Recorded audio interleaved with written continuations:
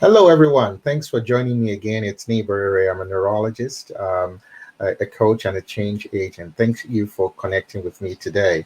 I know a lot of you have been asking me questions about COVID-19 and the vaccines that we have available.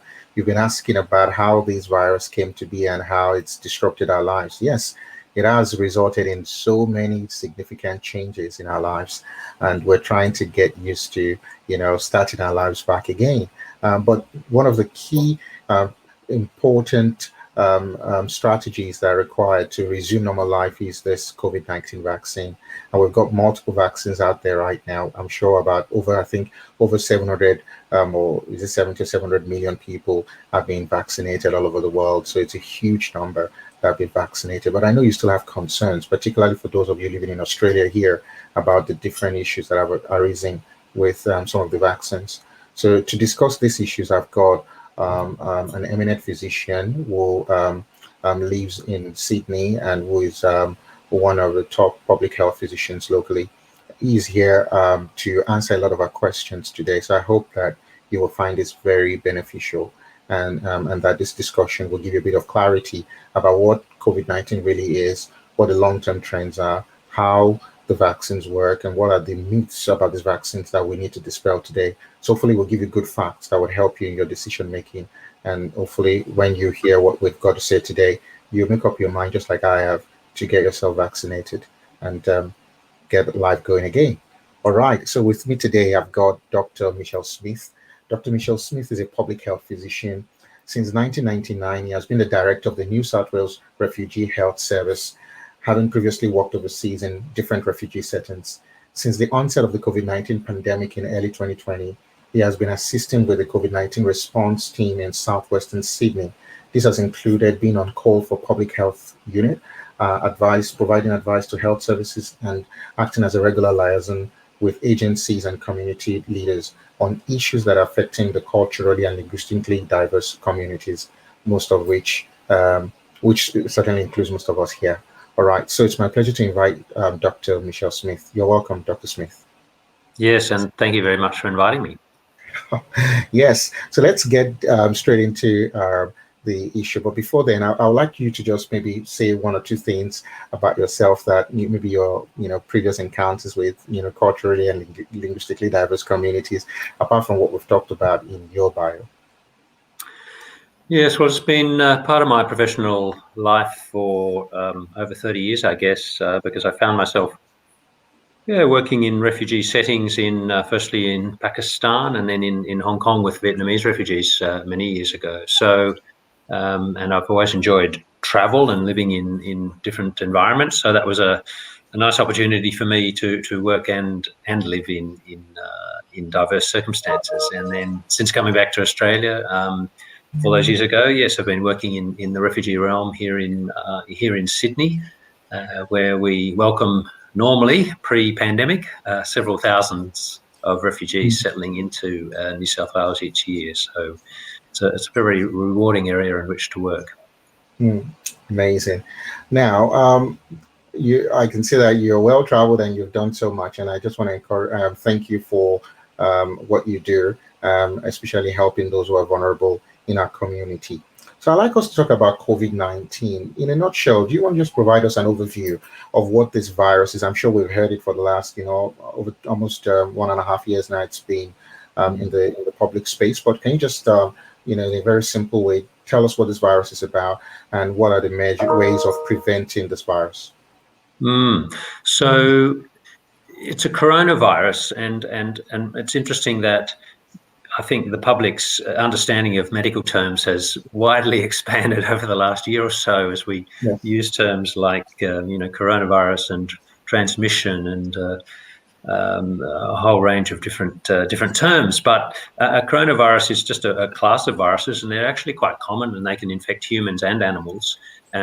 This is a particular type of coronavirus which affects humans and some animals. And whilst some human coronaviruses just cause something like a common cold, and they still do, this is different, and it causes a more severe disease.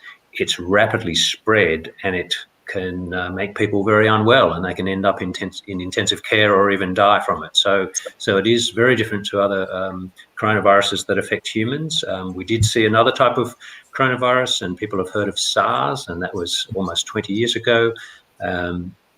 SARS stands for severe acute respiratory syndrome, and that's the type of disease that it causes. So, and most people are familiar that this particular virus causes most often a cough, fever, sore throat, sometimes shortness of breath, and this curious symptom of loss of taste and smell. Not always, but it happens quite commonly.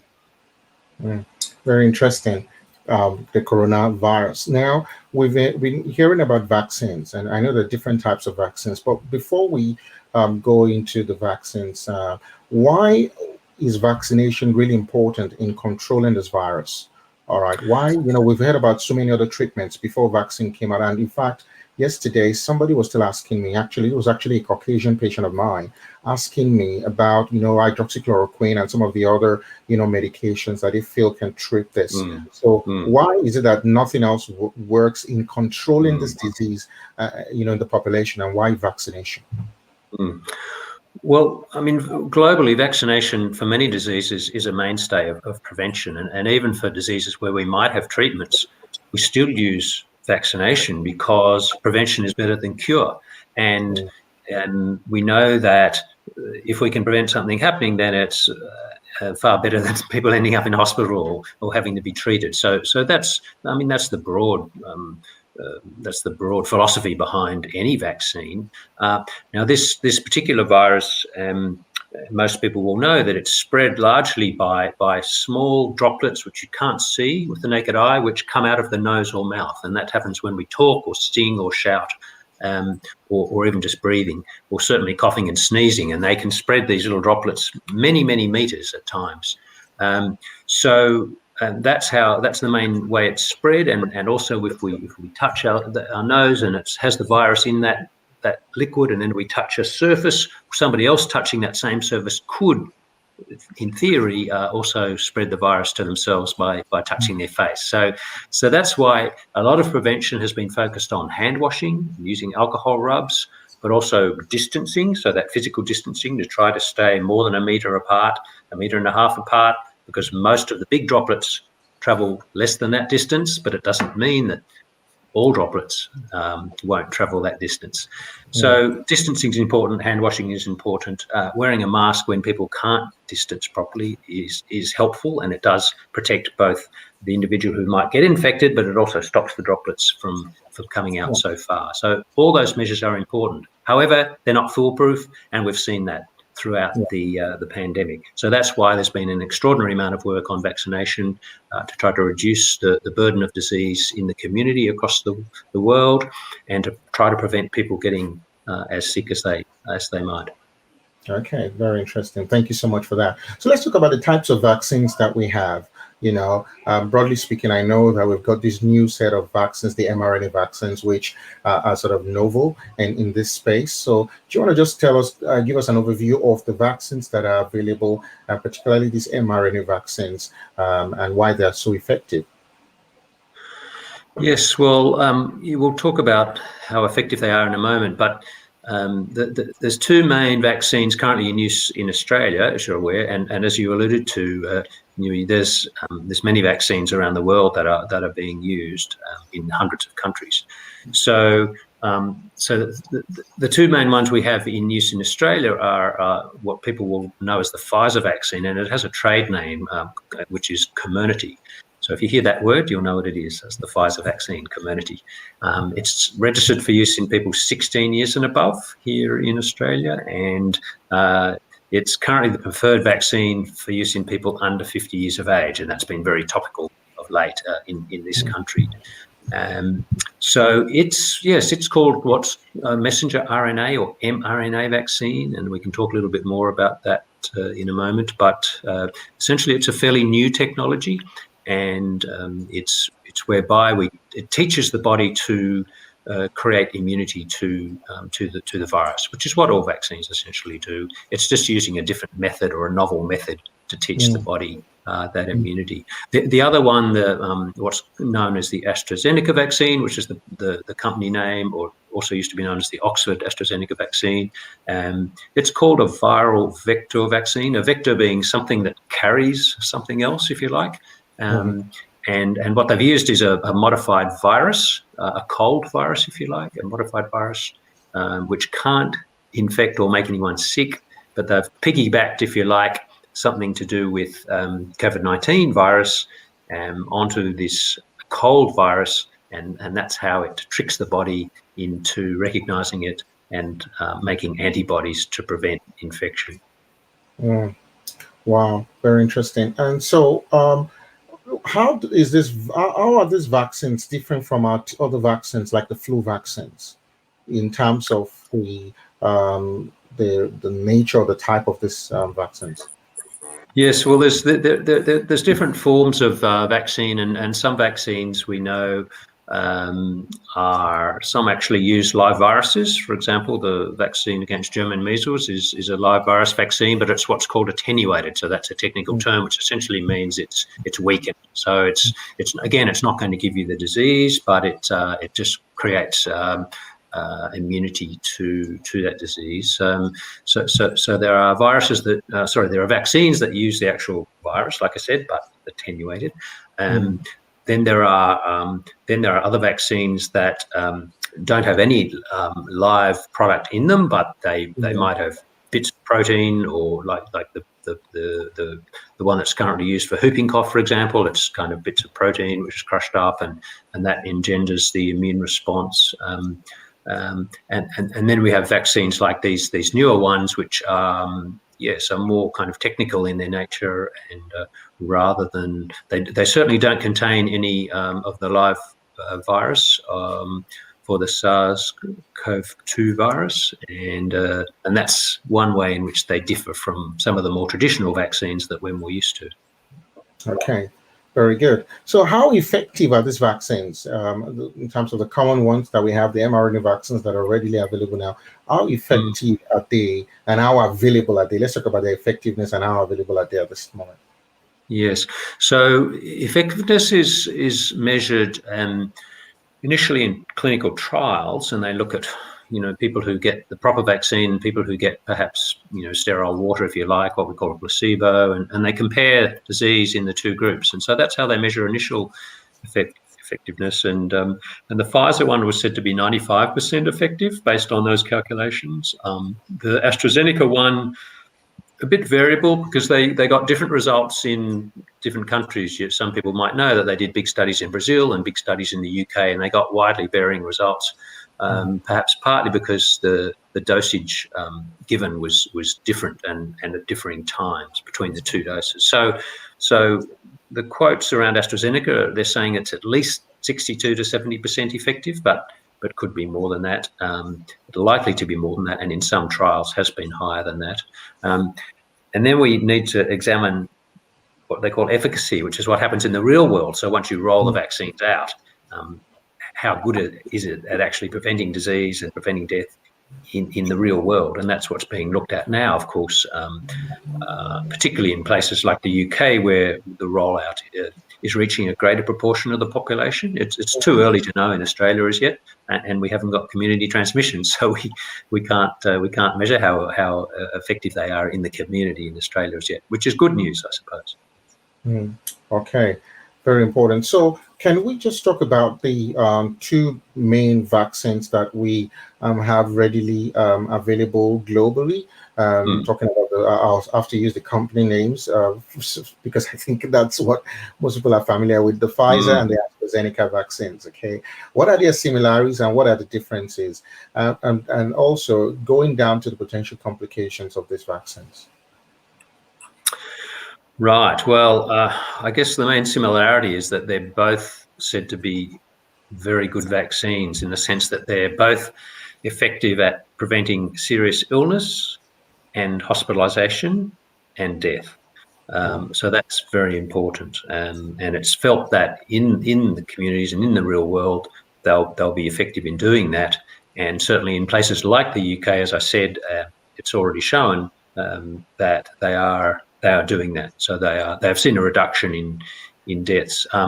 That's not the same in all countries, but I think that relates to other factors. It may relate to some of the variants that are developing now. It may relate to the slow rollout of the vaccination programs in many countries. But also, I think as time goes by, people relax their watch in terms of the effectiveness of their measures that might prevent spread. And when you get large religious gatherings, as happened in India in recent weeks, Yes. that's a very, very dangerous scenario when you don't have control of the virus. We could potentially afford to do that here, but in places where the virus is not under control, that's a recipe for disaster, and that's indeed what's happened. So that's the most common thing they have between them, is that they're effective. The differences, as I said, are in how they're created, how they're made, so that's a technical difference in the vaccines.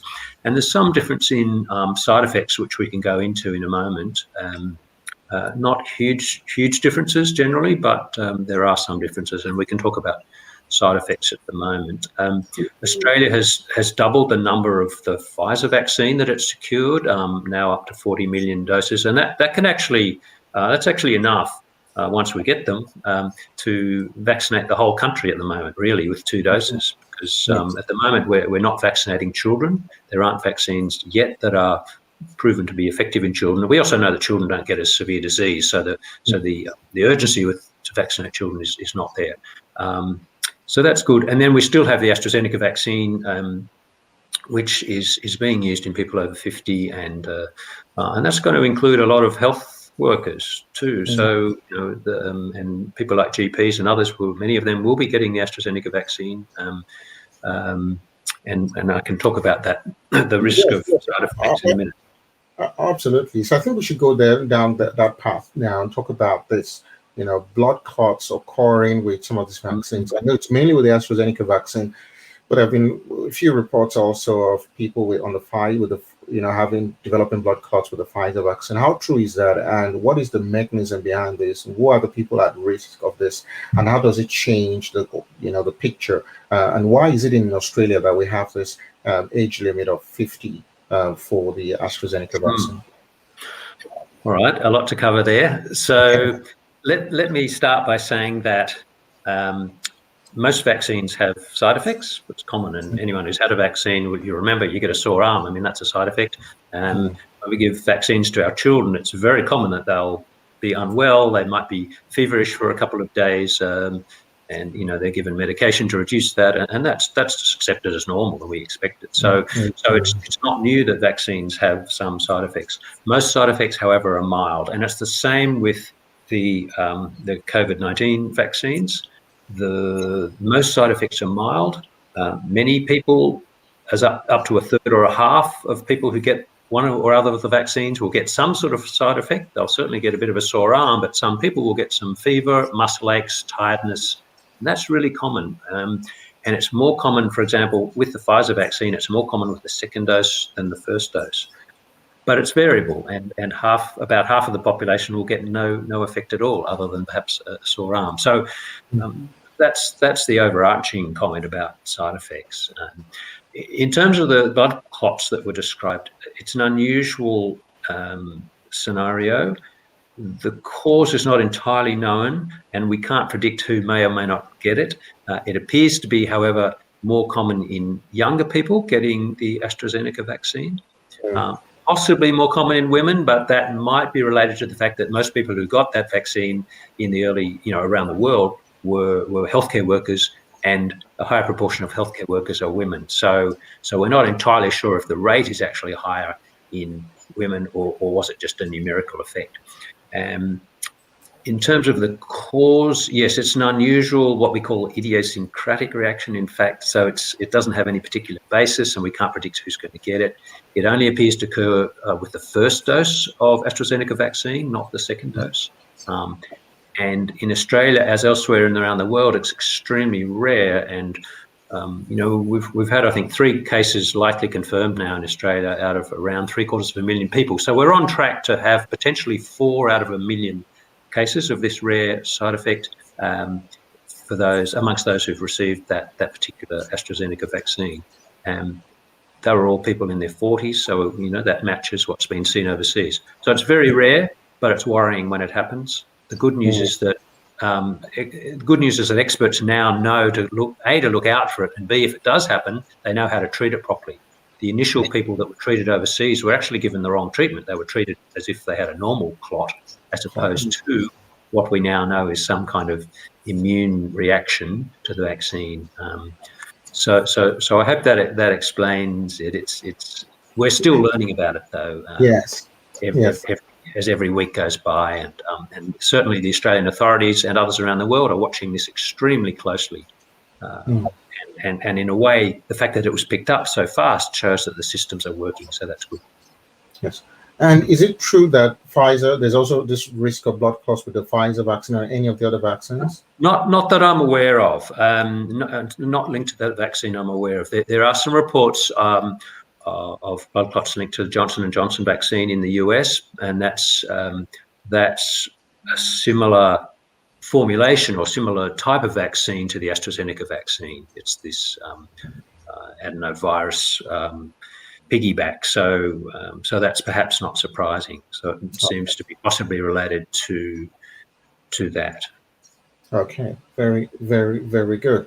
Now, can we just talk about the rollout in Australia? Okay, we certainly have predominant Australian audience.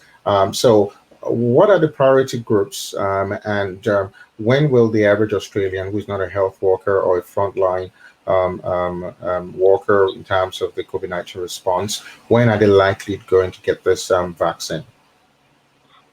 That's a very good question, and one that's become harder to answer, in fact, just in the last week or two, because of these concerns about the AstraZeneca vaccine and because of the need to limit it to those over 50. In some countries, I should add, they're limiting it to people over 30, so they're being much more liberal, if you like, with the AstraZeneca. But in Australia, we can afford to be quite much more careful and much more conservative, if you like, and only give it to people over 50. So that's good. So, as you know, the initial push was to have frontline workers, obviously those who are most at risk of coming into contact with the disease, COVID-19. We needed them to be immunised. And so that's why there was an initial push for, obviously, people working in the quarantine hotels and at airports, people working in emergency departments, intensive care units, that sort of thing. So healthcare workers on the true front line were first cabs off the rank.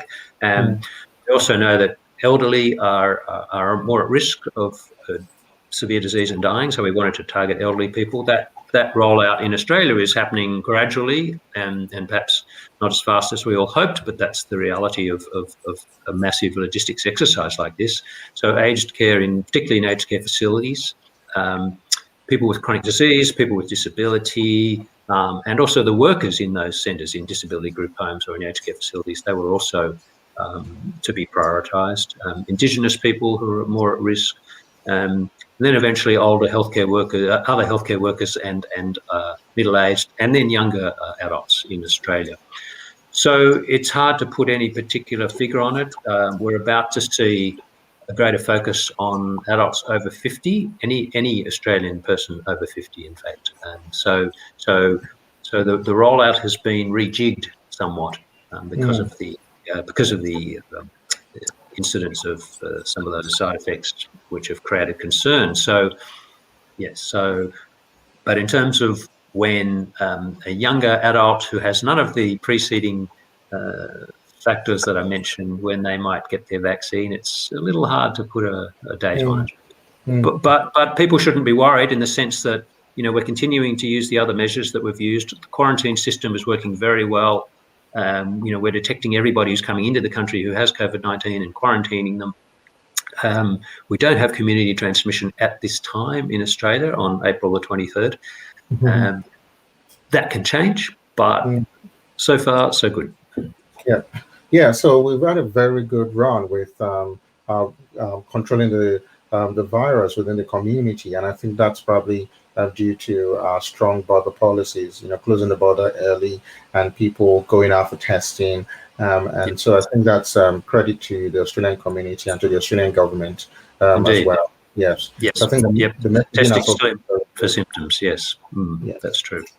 That's good. So, can we just, as we bring this to a close, just have a conversation about the common myths that are available in society about COVID-19, the conspiracies. There's a lot of conspiracy theories out there, and I think it would be nice to just touch base on those, just to get people's mind at rest, regarding COVID-19 and and it's the vaccination program. We hear Sure. things like COVID-19 is related to 5G. COVID-19 was made in the lab.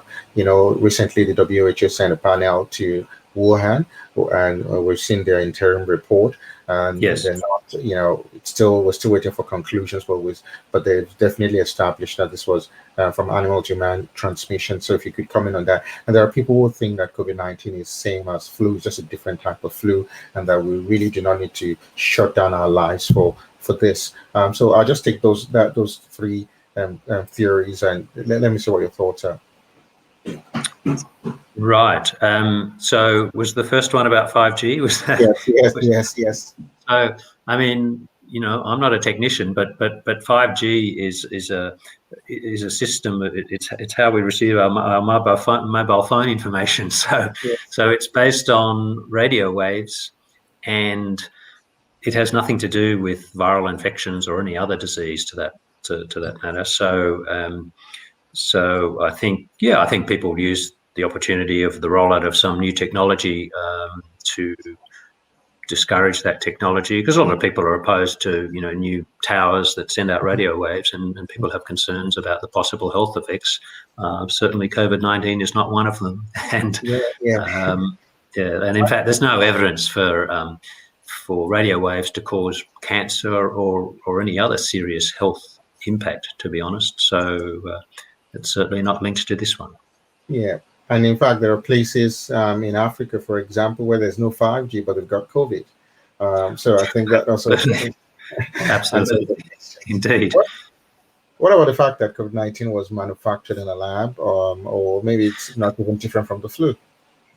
Yes, well, you mentioned that the WHO investigation team has recently put in their interim report, and they made extensive investigations and had quite good access, I think, in China to laboratories and to various sites in China, particularly in Wuhan that you mentioned. And that was a team comprising top scientists from many countries across the world, including Professor Dominic Dwyer from Australia. And they found that there was no evidence that it was either manufactured in a lab or released from a lab. So there's no evidence of that, and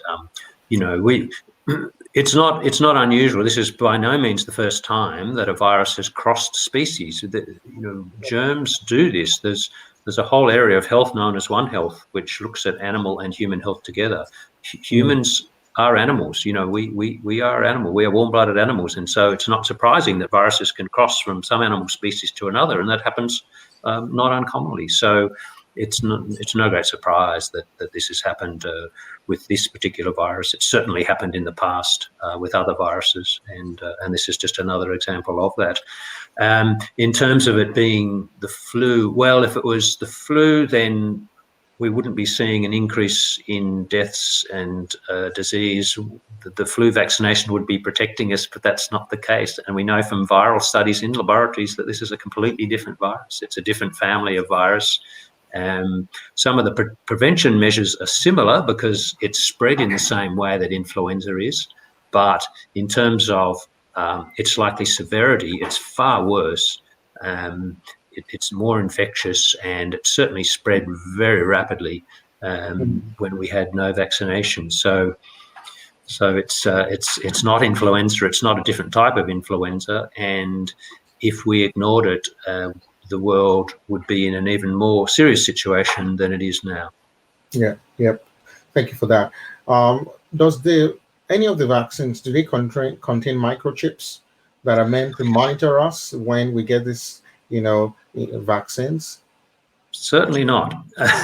There would be, it would be completely impossible for any company, including multinational companies, to create something like that and to have it there without it being widely known. So I think this rumour started out of a comment that came once from somebody who said, well, how do we measure people who've been vaccinated against, say, polio in Africa? Oh, well, it'd be good if we microchipped people after they had the vaccine, then we'd be able to count them.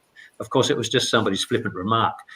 It wasn't about the microchip being in the vaccine, I think, but it created an interesting conspiracy theory about that. So I've had my 2 doses of vaccine, and I can assure you I haven't got any microchips in me. What about this, which is quite, important to people from religious backgrounds, about the fact that some of these vaccines are manufactured from components of aborted fetuses? Is there any truth to this? The Pfizer vaccine, the Moderna vaccine, or even the AstraZeneca vaccine, do they contain aborted fetuses or any fetal material? No, they don't contain. No, they don't. They don't contain any fetal material. They don't contain any cells from aborted fetuses in any COVID-19 vaccine around the planet. The reason that there was concerns raised initially is that it isn't uncommon that in laboratories various products are grown with the help of cells, because they need human cells to grow things and to test them. And some of those cells, they're called cell lines. And from decades ago, they might have originated in the 1960s, say, from a human fetus. So, but they're no longer the cells of that fetus, or they're not cells of fetuses that have been aborted, for example. So it's just a technical term for a cell line. Yes, there could be a philosophical opposition amongst some people, perhaps relating to something that happened 50 years ago or 60 years ago in a laboratory. But that's reality. Equally, we could be opposed to testing. Testing various products in animals, and some people are opposed to that, and that's fair enough. But the bottom line is there's certainly no fetal cell product in any of the COVID-19 vaccines. Very good. Finally, these vaccines going to be effective for new strains? Because we're hearing of new strains coming out over, Yes. every day. Well, not every day, but all the time we're hearing about new vaccines. And I was watching the ABC, was it 1 or 2 days ago, where Dr. Number one of their, who was just a doctor and one of their correspondents, was talking about the miscalculation of the Australian government in ordering for 50 million or 40 million Pfizer vaccines, rather than targeting some of the other vaccines. Was it Moderna or Novavax? I can't remember which one, which has been shown to be more effective for the South African variant. And so that it's very likely that when our borders open, we will probably get more problems with the South African variant, and that the Pfizer and the AstraZeneca vaccines are not very effective against this variant. So where does that leave us? And secondly, I was watching a program, someone has actually asked me this, that the CEO of Pfizer, I think globally, came out to say that he's of the opinion that these vaccines will probably only protect us for 6 to 9 months, and that there may be a need for a third vaccination within 12 months, and that this may become an annual thing. So do we have any evidence to support this? Is this a new marketing, scheme? Because of course, Pfizer has now, had a huge windfall, with all of this, or is there any validity to these assertions? I might deal with that one first. I don't know, to be honest. One could say it might be marketing. I would hope he wouldn't be as naive to say that purely for those reasons to a global audience. And I think it's too early to know. We just don't know yet how. And as you know, globally, we haven't had people who've been vaccinated for very long, and so we don't know. We do know that people can still get COVID-19 when they've been vaccinated. Very few vaccines are 100% effective. In fact, no vaccine is probably 100% effective. And some vaccines only work sort of 70% of the time, for influenza vaccine, for example. But it means that people who do get the disease, having been vaccinated, get a less severe form of the disease. So that's important. The other thing I haven't mentioned is will vaccination stop the spread of the disease? Again, we're not really sure yet because it's a little bit early to know, but the studies from the UK indicate, and these were done in healthcare workers and looking at their families, families of healthcare workers who've been immunised and looking at their family members and their risk of getting COVID, because, as I said, some individuals still get it even though they've been immunised. But it does appear that people who are immunised do transmit less. And that makes sense scientifically because the virus load or the level of virus in their blood is going to be lower. They're going to be less infectious, and so even if they do transmit the disease, it'll be less common. So that's reassuring. So I don't know about boosters needed for Pfizer vaccine and whether it may. I hope we're pleasantly surprised and that it lasts for a year or 5 years or forever, who knows? Now, that might be linked to the issue, the first one you brought up, which is about variants. And it may be that COVID vaccines, somewhat like the flu vaccine, has to be rejigged from time to time to cover mutations that occur in the virus. So far, what we've seen is that the current vaccines are quite effective against what they call the UK variant, and that's become the most common variant in many countries, including the US, Israel, places like that. The vaccine does appear to be effective against that variant. Less so with the what's been called the South African variant. So the vaccines, at least the ones that are being used in South Africa, are less effective against that variant. So it's early days. I don't think we know yet. I think the priority in Australia is really to get people vaccinated with whichever vaccine we can get most readily. That's going to lead us to being able to open our borders again as soon as we can. I think we have to do that, and then worry about the next step, which is, well, does there need to be an additional vaccine or an altered vaccine because of variants? Wow, fantastic. Well, thank you so much, Dr. Michelle Smith. You answered so many questions and shed more light on the issues around COVID-19 and vaccination. What would be one final word that you'd leave for our audience in terms of the virus, the vaccine, and the way forward? I guess we have to be patient. That's a word.